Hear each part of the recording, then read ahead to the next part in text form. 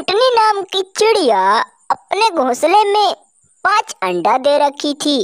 उसका घर बहुत पुराना हो चुका था। उसके पति गोलू कहता है कि टूनी, अब लगता है कि हमको एक और न्यू घर बना लेना चाहिए, क्योंकि यह घर बहुत पुराना हो चुका है, कभी भी गिर सकता है। टूनी: हाँ जी, आप सही कह रहे हैं, कई महीनों से अपना घर रिपेयर भी नहीं हुआ। अगले दिन सुबह होते ही गोलू घने जंगल के तरफ चला गया। रानू चिड़िया तालाब के पास बैठकर मीठे पानी पी रही थी। गोलू कबूतर पूरे जंगल में सूखी लकड़ियां ढूंढ दिया, लेकिन एक भी लकड़ी नहीं मिला। शाम होने वाला था तो रसीली आम के ऊपर कालू मीठे ताजे आम खा रहा था। तभी उसका नजर निराश गोलू पे पड़ा। उसके पास गया और कहा कि ओ गोलू भाई, क्यों तुम निराश बैठे हो? अपना दुख बताओ ना जरा। गोलू कबूतर अपना सारा दुख कालू से बताया। कालू कौवा सारा बात समझ गया। सोचता है कि अब मैं इनके अंडे को अपना भोजन बनाऊंगा, अपने चुंगल में इनको फंसाना पड़ेगा। फिर कालू उसको एक नहर के पास ले गया। वहाँ पे एक बड़ा सा सोने का घर था, वह भी अंडे से बना हुआ। कहा कि ओ गोलू भाई, देखो यही घर है। गोलू कबूतर बने हुए घर को देखकर बहुत खुश हुआ। कहा कि आपकी धन्यवाद कालू भैया। कालू कौवा तो उनको अपने चुंगल में फंसाना चाहता था। अगले दिन सुबह होते ही टूनी और गोलू मिलकर 5 अंडों को ले जा रहे थे। तभी गोलू से एक अंडा छूट गया और नीचे गिरकर फूट गया। दोनों नीचे उतरे। टूनी फूटे अंडे को देखकर बहुत रोई। गोलू भी कहा कि हे भगवान, ये क्या किया तूने? हंसी खुशी परिवार को रुला डाला। गोलू और टुनटुनी बहुत रोए, फिर बचे हुए अंडे को ले गए। सेठ चंदूलाल अपने द्वार के सामने बैठकर पैसे गिन रहा था। जंगल के सारे पक्षी कालू कौवे से बहुत परेशान थे। सेठ चंदूलाल जंगल के सारे पक्षियों से कहता है कि सुनो जंगल के पक्षियों, अब हमको कालू कौवे से लड़ना होगा। हमारा नुकसान बहुत ज्यादा कर रहा है। धीरे धीरे शाम होने लगा।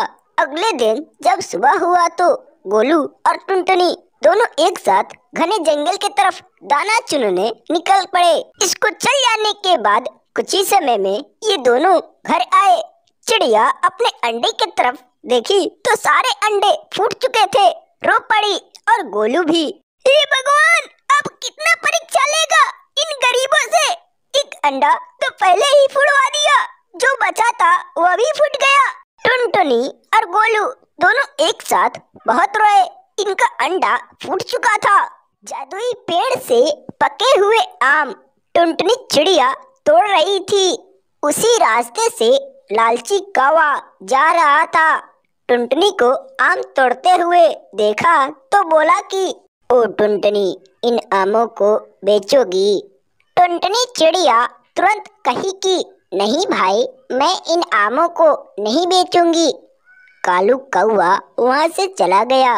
उसी जंगल में रानू चिड़िया गाजर की खेती किया करती थी। रानू चिड़िया बहुत परेशान हो चुकी थी।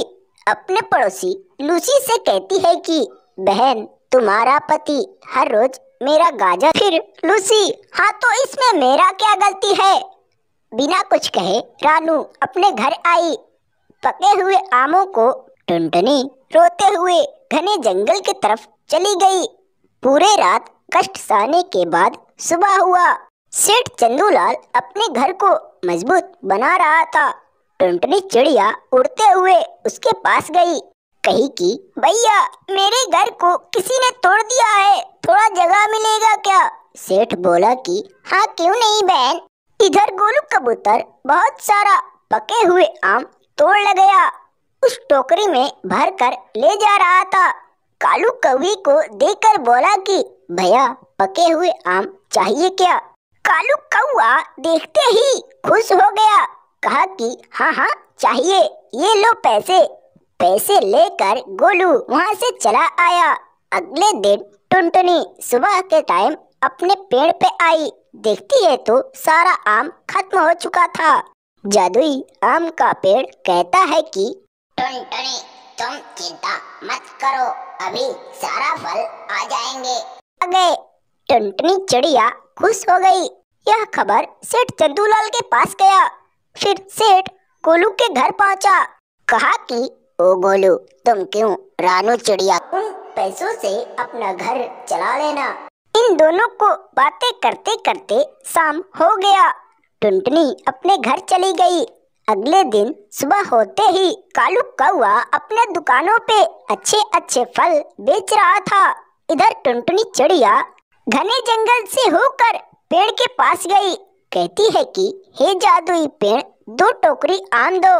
इतना कहते ही पेड़ चिड़िया को 2 टोकरी आम दिया। वहाँ से लेकर जंगल के रास्ते से फिर कौवे के पास गई। आम देकर बोली, भैया मुझको पैसा दो, घर जाना है। कालू कौआ उसको अच्छा पैसा दिया। उसी दिन से टुनटुनी जंगल में हंसी खुशी से रहने लगी। हेलो बच्चों, कैसे हो? अगर आपको हमारी यह वीडियो पसंद आया तो प्लीज हमारे इस वीडियो को एक लाइक जरूर करो और ऐसे ही टूनी चिड़िया की कहानी देखने के लिए हमारे इस चैनल को जरूर सब्सक्राइब करो। पूरी वीडियो देखने के लिए आपको धन्यवाद।